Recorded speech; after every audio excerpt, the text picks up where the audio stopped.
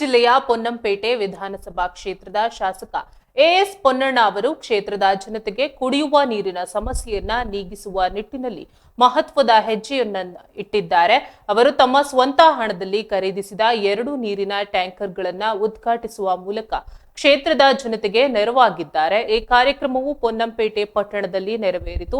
ಈ ನೀರಿನ ಟ್ಯಾಂಕರ್ಗಳನ್ನು ಸುಮಾರು 28 ಲಕ್ಷ ರೂಪಾಯಿ ವೆಚ್ಚದಲ್ಲಿ ಖರೀದಿಸಲಾಗಿದೆ. ನೀರಿನ ಟ್ಯಾಂಕರ್ಗಳ ಉದ್ಘಾಟನೆಯನ್ನ ಸ್ವತಃ ಶಾಸಕ ಎಎಸ್ ಪೊನ್ನಣ್ಣ ಅವರೇ ಚಾಲನೆ ನೀಡುವ ಮೂಲಕ ನೆರವೇರಿಸಿದ್ದು ವಿಶೇಷವಾಗಿತ್ತು. ಈ ಸಂದರ್ಭದಲ್ಲಿ ಮಾತನಾಡಿದ ಶಾಸಕರು, ಕ್ಷೇತ್ರದ ಜನರಿಗೆ ಕುಡಿಯುವ ನೀರಿನ ತೊಂದರೆ ಆಗದಂತೆ ನೋಡಿಕೊಳ್ಳುವುದು ತಮ್ಮ ಮೊದಲ ಆದ್ಯತೆಯಾಗಿದೆ ಎಂದು ತಿಳಿಸಿದ್ದಾರೆ.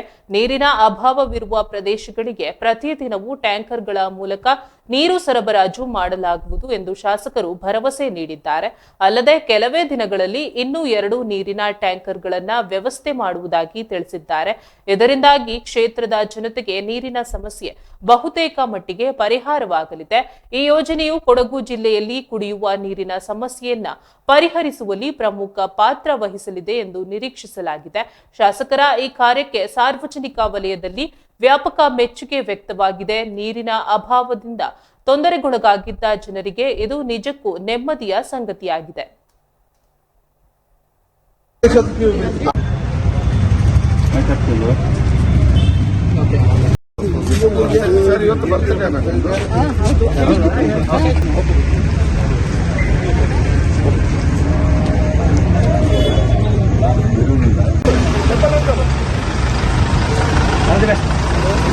ಅದಾದಿ ಅನ್ನಲ್ಲ